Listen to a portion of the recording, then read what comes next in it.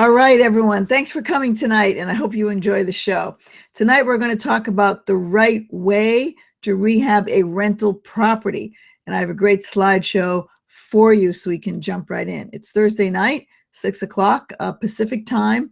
And thank you all for joining me for the show. If you're watching the replay on Webinar Jam or on YouTube, you'll be watching that at a later date. So thank you all for coming. I appreciate you taking time out of your evening to spend some time with me. So sit back. It's kind of hot here in San Diego, but grab some water or a drink and we'll jump right into the slides. So let me pull up the screen share.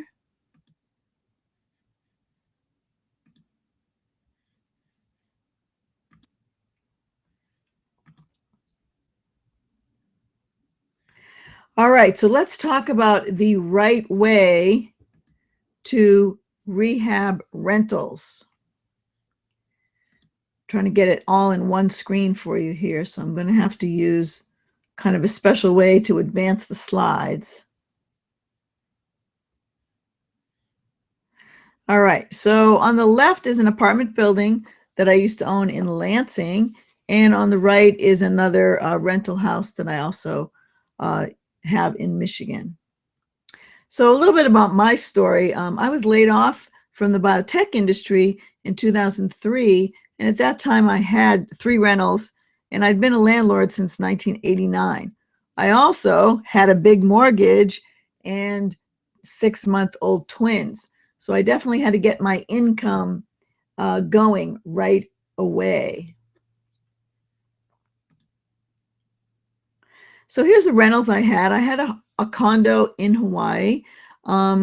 It was almost ready to be paid off because I had been renting it since '89, and I had a nice 20-year mortgage on that. And on the left is the picture of how I kept the rental the whole time that I owned it. It had kind of a drab countertop, kind of a dark kitchen with dark cabinets, and just the basics. And on the right is how I fixed it up before I sold it. I had previously put in a tile floor, which made it very easy to keep a rental, so you don't have to clean carpet every time they move out. But I added nice tiled countertops and a new stove and a new oven before, and I also painted the cabinets nice and light. So I did that before I sold that rental. Let's go to the next slide. I had a townhouse in New Jersey. This was a 3-bedroom, 2.5-bath townhouse. All I needed to do was paint and carpet that before I was ready to sell that to the next owner. And I had a San Diego rental. This was a 2-bedroom, 2-bath townhouse, and we tiled the bathroom floors and also put in new hardwood floors in the rest of the unit. And we still own that, and I keep that as a rental. So the hardwood and the tile make it very easy to clean when you want to move a tenant in and out. So I suggest you go to all hard surfaces if you can and avoid all the carpets. Anyway, between the time I was laid off and 2006, I invested in my real estate investor education. I read books, then I went to meetings, club meetings, and lots of seminars. So by the end of that 3 years, I owned 60 units as rentals in real estate. So it was quite a rapid increase in properties for me. So I'm going to start tonight with how to buy a rental property, and I'm going to work on step 3, which is the right way to rehab rentals. So on your right, you'll see this real estate investor matrix, and I usually email that out to quite a number of my students that are on my mailing list. And you'll see the strengths that you come with when you start your real estate investing, and the strengths are in white. And then the type of investor that you can start to become, those are in green, the types of investors.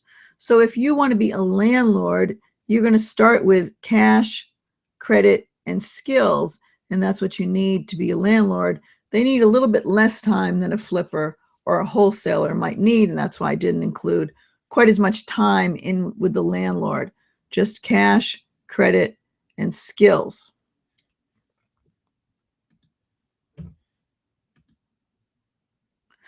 All right, let's just do a quick review of the first part of finding a rental, which is find. There's 4 steps: find, fund, fix, and then tenant. So in a previous Thursday night hangout, I went over how to find the property.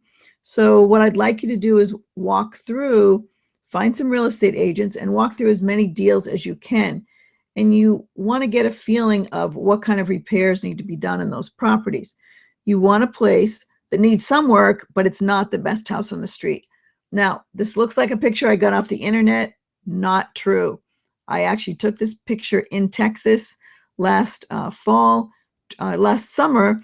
I drove across the country and we were traveling through Texas, visiting my in-laws. And this house is actually in the town where my father-in-law lives, and apparently was owned by a widow. And when she went into some nursing care only about 3 years ago, this is how rapidly the house went into disrepair. So these deals are everywhere. You can find them. I don't think I'd want to put the money into repairing this house, but they say that it was beautiful when she was maintaining it.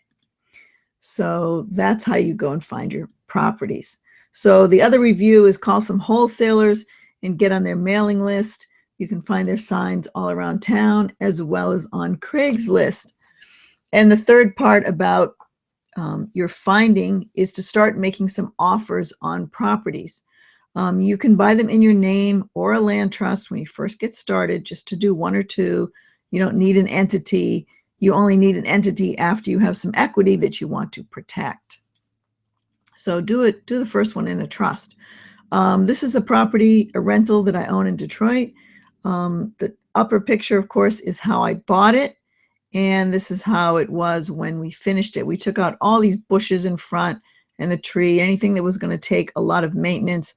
We put in some very small plants and this tree in the front and just basically grassed it in. We were going to flip this house. We ended up keeping it as a rental. So we probably did a little more than I would do if I was keeping it as a rental, but it's actually a very nice rental.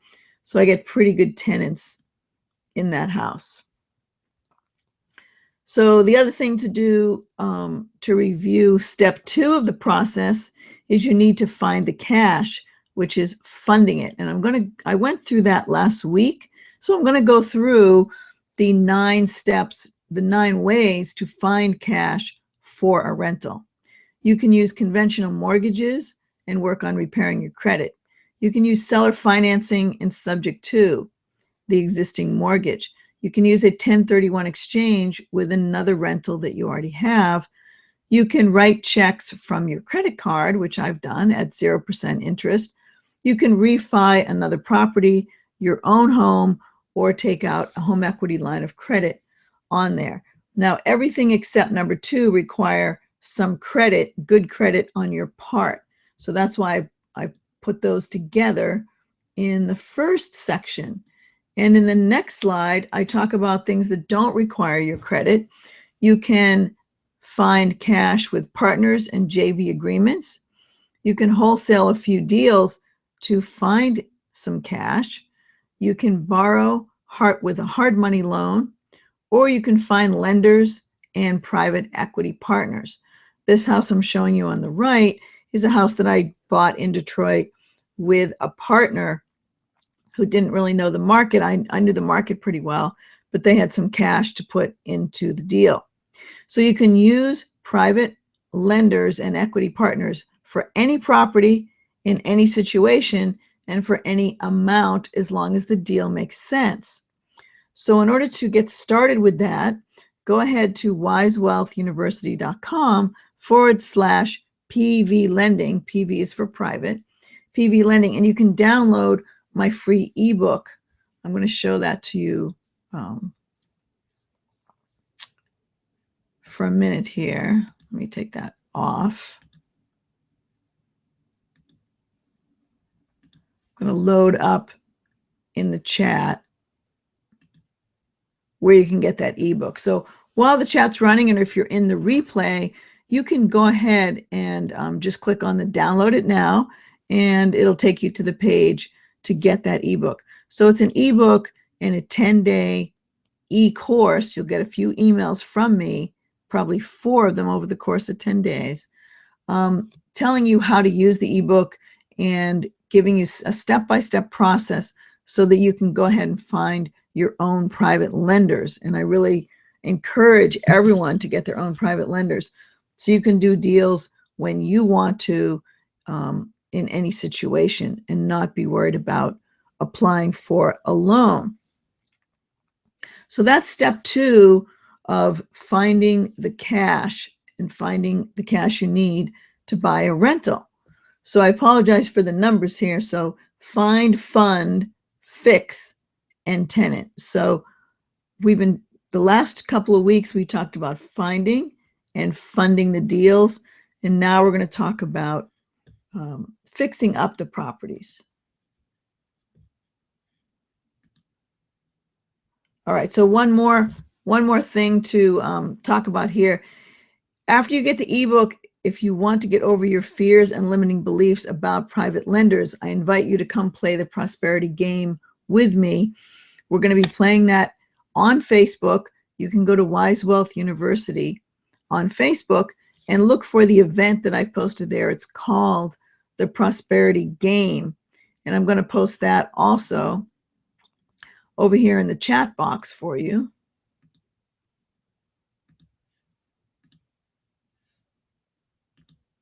And that way you can click right there and it'll sign you up. It'll take you to the page so you can sign up for that game. The game starts on July 6th, which is Monday, and it goes for 4 weeks.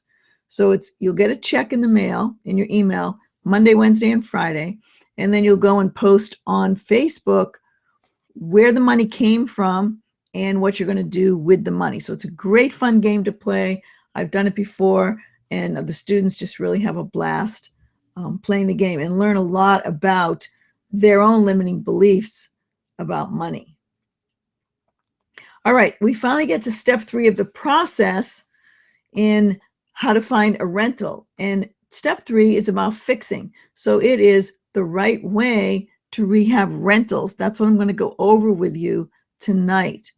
So step number 1 of the 3rd step is finding contractors. So the question that everyone usually asks me is, how do I find some contractors and get them to do good work? All right, I've listed a few down there that you can jot down. Some places where you can find a good contractor. So you can go to your local real estate investment club. You can look and do searches on the internet. You can ask neighbors and friends for referrals. You can look at local newspapers and look for ads. A lot of handymen will put ads in little local newspapers. You can go to Craigslist, which is free, and also Angie's List, where she does reviews on contractors, and you do have to pay to be part of Angie's List, but I think you'll enjoy what she has on there. And also, as you're driving around, a lot of contractors will put signs in someone's yard if they're doing some work. So I wanted to show you, this is my sixplex in Salt Lake City. And the top picture shows you what the basement looks like when I bought the property. Now, this property is not yet 100 years old, but it's close. It was built in 1924. So there was all kinds of old plumbing, old wiring, old telephone lines, all kinds of wiring in the ceiling of the basement. There was a bunch of old wood down there. There was a washing machine that didn't work. The door was too narrow to put a new washing machine down there. It was just a mess. So we took out a lot of the things up in the ceiling. We took down a lot of things. And the next picture shows you what it looked like after we took out all the junk, repainted it some nice bright colors, and kept the little cabinets there. And we put in a new commercial washer dryer so that my tenants have a place to wash their laundry and I get a lot of coins out of that. So nothing big, but just enough to kind of cover, you know, some hot water costs. So anyway, that is the sixplex that I have. All right, so we're again still for the rest of the night on step 3, which is the right way to rehab rentals. So number 2 in that process is, who do you hire? Well, the costs will be based on where the contractor actually lives, and number 2, on how old is their crew. And so I suggest you get your crew at both ends of the age spectrum. So on the right is another house. Actually, that's the one I had with a partner in Michigan. And the top is the way the kitchen came when we got it. So the cabinets were solid wood. We decided to keep them because of the solid wood cabinets, but that yellow backsplash, that Formica, was pretty ugly. So we put in a tile countertop, and then we usually use this 4x8 board that we find at Home Depot. It's a 4x8 foot board, and we cut it in pieces, and we use that in the kitchen so that any kind of grease spots and everything can usually be wiped off. It's a shiny board that looks like tile, but it's not tile. It's just sort of a particle board that you can use to put up all around the kitchen. So for my contractor for this one, that's actually his dad. So his dad was retired, but his dad helped him out and didn't charge too much, so that made it inexpensive. And then this is a house we rehabbed here in San Diego, and unfortunately showing you the backside of one of the contractors. But this crew was very young. These guys still lived at home, and so they wanted money to put away to buy their next truck, money to pay for insurance and gas for the truck they had, and their beer on the weekends. So they had some very inexpensive subs, the young guys did, who worked for them. If you're going to hire someone in the middle of their career with a big family and a mortgage, it's going to cost you a lot more. So that's my tip on how old should your crew be. Step 3, use your own bid sheet. If you use your own bid sheet, you get to choose the categories. Before I learned this trick, every contractor would either send me a total price with no breakdown on costs, or they would choose categories that were different from the categories the other guy chose. So they would include painting the whole house as one price, whereas the other guy would break down the paint in each room, kitchen, bath, and the rest of the house. Or the inside and out would be separate categories, whereas the other guy would put it all in one category. So you choose the categories and you give the person the bid sheet, and you let them put their costs and make their estimates fit onto your sheet. And that way you can compare the costs between different contractors. So this is another house that I bought and I had as a rental in Michigan.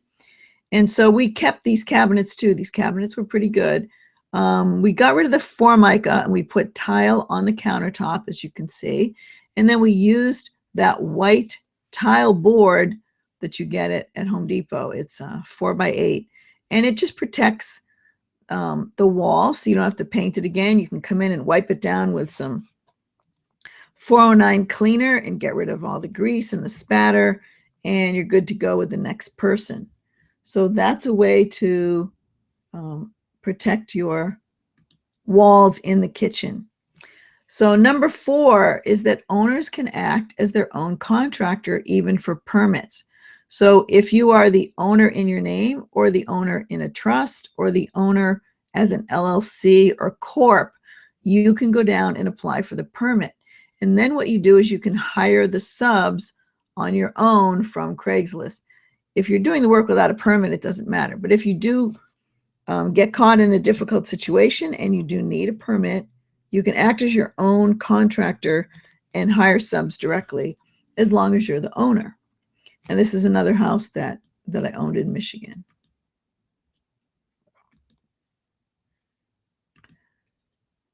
All right, number 4, Craigslist.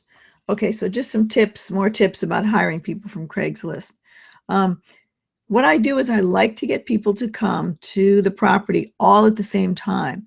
So when they come, some guys aren't going to show up. They're not going to show up on time anyway. So just tell them all, come at 2 o'clock, come at 3 o'clock, because usually they're done with another job. Come at 3 o'clock and bid on the property and see what you can do. So they'll see other people coming and going, and that will give them the idea that there's competition on this job. So I wanted to show you a couple things we did. The city didn't like this sidewalk here had some edges so that people could trip over, but we weren't going to re-pour the whole sidewalk. All we did was do a repair so that it smoothed it up and down on those 2 edges, and I think we poured a little bit of concrete here. That's all we needed to do to satisfy the problems that the city had found. This is a rental that we have up in Sacramento, and here we did not change out the kitchen cabinets. They were solid wood. We kept the cabinets, we cleaned them well and repainted them, and then we just put a new countertop on there. And as you can see, this is one of the bedrooms. We really didn't change anything. We didn't change the wood. We just kept the molding around there and painted it and put on kind of a brown carpet so that it didn't look too dirty. It didn't get dirty with a new tenant. And as you can see in the kitchen, we put in a tile floor because it's just really easy to sweep those out and put in a new tenant. So number 5, you only need licensed people for the plumbing and the electrical work. So here's a house that we did in San Diego, and I was just showing you as we pulled out the kitchen and we were going to put in a new stove. Some of the old houses, and I think I'll show you this picture later, they always have a wall oven and then a countertop range.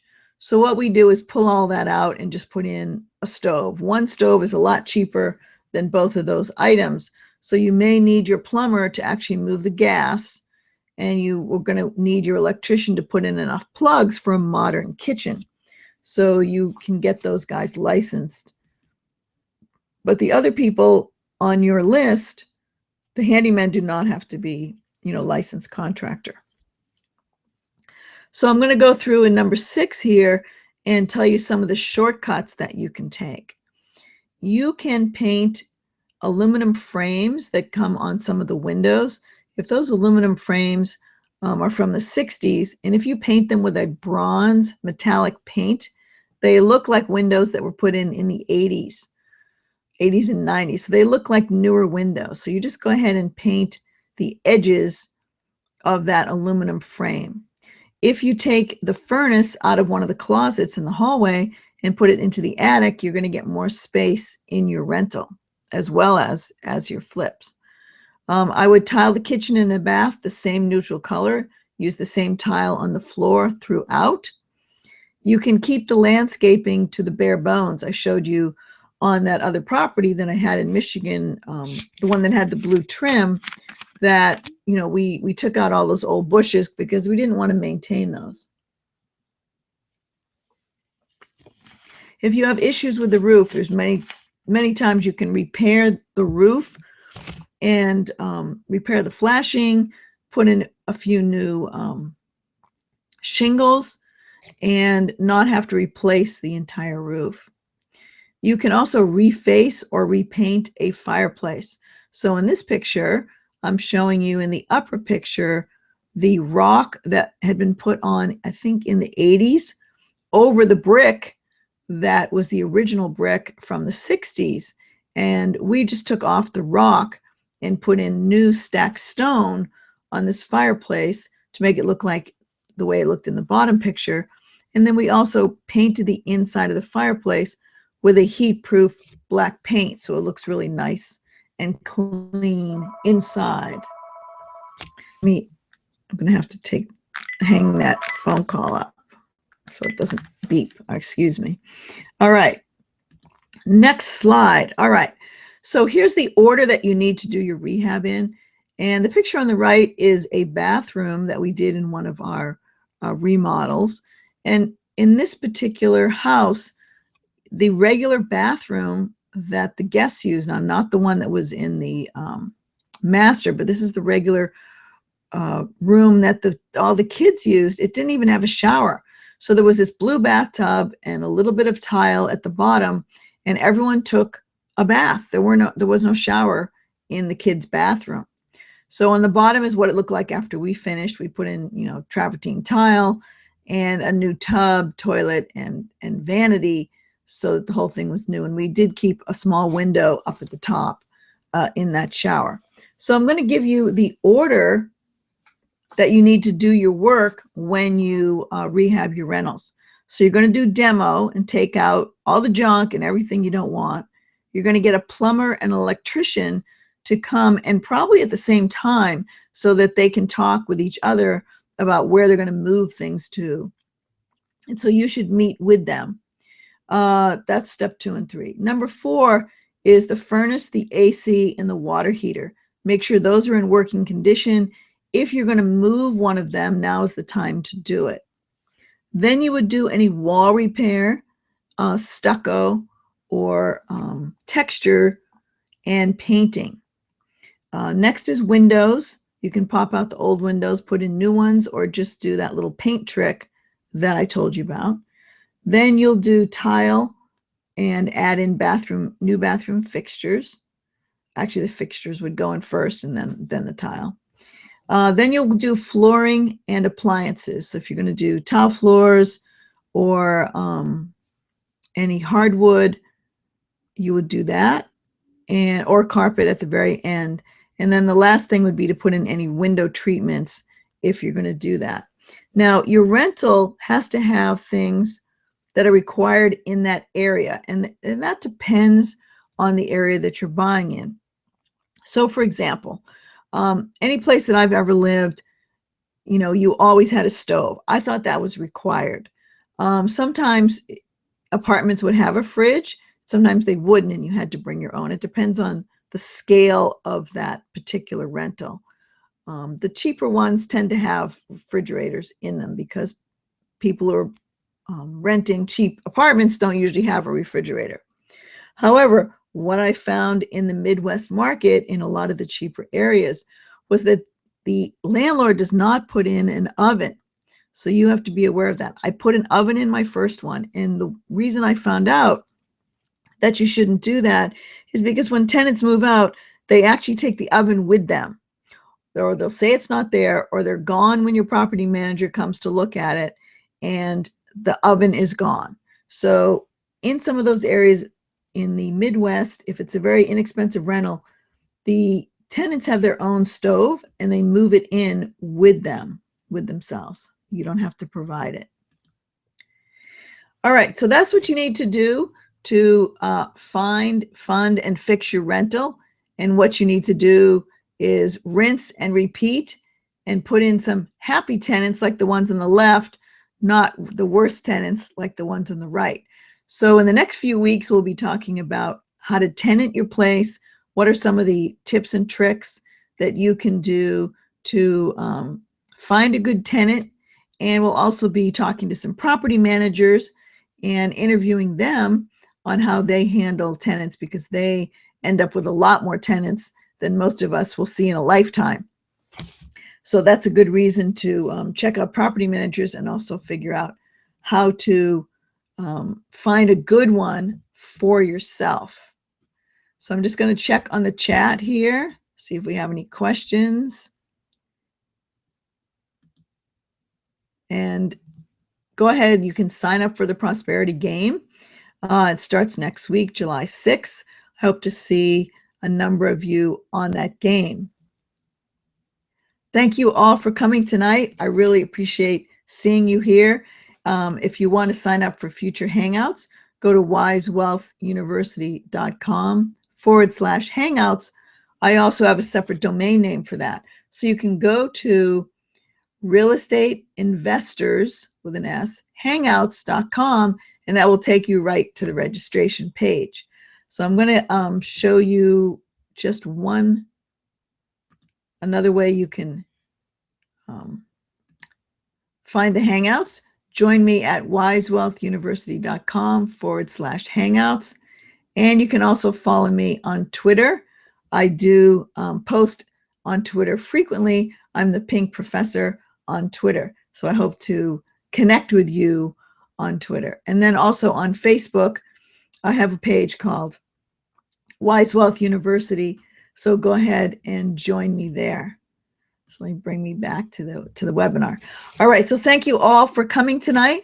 I'm going to close out with my video, and I hope to see you all on the Prosperity Game next week. Looking forward to that. It's going to be a lot of fun, a lot of fun.